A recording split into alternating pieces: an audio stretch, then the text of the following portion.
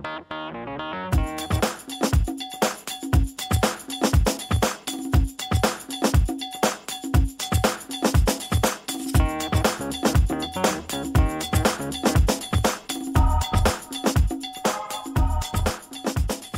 de 280 000 entreprises en Île-de-France peuvent être potentiellement vendues car leurs dirigeants ont plus de 55 ans. La cession d'un commerce est-elle aussi liée à l'âge de son dirigeant ? Alors oui, la cession d'un commerce est liée à l'âge du dirigeant, puisque le motif principal de la cession d'un commerce, c'est le départ en retraite du dirigeant.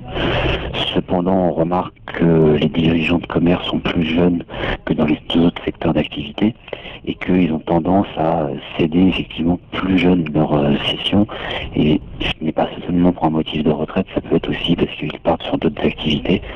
Donc ça peut être souvent un choix de vie pour le dirigeant.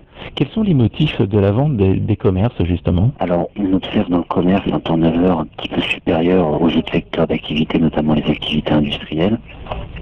Donc, tout simplement, on a naturellement un renouvellement du tissu. Après, on peut avoir des données très spécifiques locales. Par exemple, on peut avoir en centre-ville des loyers qui sont très importants.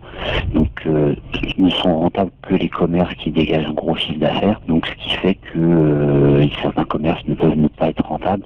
Donc, dans ce cas-là, les ventes se font assez rapidement et vraiment dans plutôt des petits secteurs centre-ville, on va dire isolés en banlieue, on peut avoir une concurrence locale si il y a par exemple un autre commerce sur la même activité qui s'ouvre dans la même rue, un chiffre d'affaires qui descend d'un seul coup automatiquement et donc une volonté de céder son commerce pour avoir une autre activité derrière.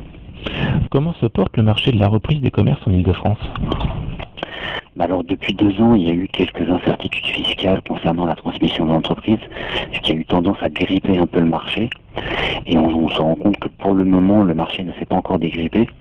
Donc le nombre de transactions sur les 2 dernières années a chuté, ce qui a fait que automatiquement le nombre de stocks d'entreprises a augmenté. Donc on a un peu un marché qui a du mal à se débloquer. De l'autre côté, autre facteur de blocage, on se rend compte que les repreneurs potentiels d'entreprises, et notamment de commerce, sont ambitieux en termes de chiffre d'affaires comparé à la réalité du marché. C'est-à-dire ils veulent des entreprises qui sont en meilleure santé, plus importantes que ce qui existe sur la réalité. Donc de ce point de vue-là, les souhaits et la réalité du marché ont du mal des fois à se rencontrer. Alors on voit justement que le nombre de commerces à vendre est supérieur à la demande. Est-ce que selon vous, il y a un risque de baisse du prix des cessions ? Un commerce qui est en bonne santé trouvera toujours un repreneur et la transaction se fera assez facilement. Le problème, ce sont pour les structures qui dégagent peu de chiffre d'affaires ou qui sont dans un emplacement qui n'est pas vraiment très intéressant pour un repreneur. Dans ce cas-là, ils vont avoir du mal, ces commerces-là, à trouver un repreneur et effectivement, on peut avoir la durée de la transaction qui dure en longueur et donc pour que l'offre rencontre la demande, il va falloir effectivement que peut-être le cédant d'un commerce baisse son prix de vente.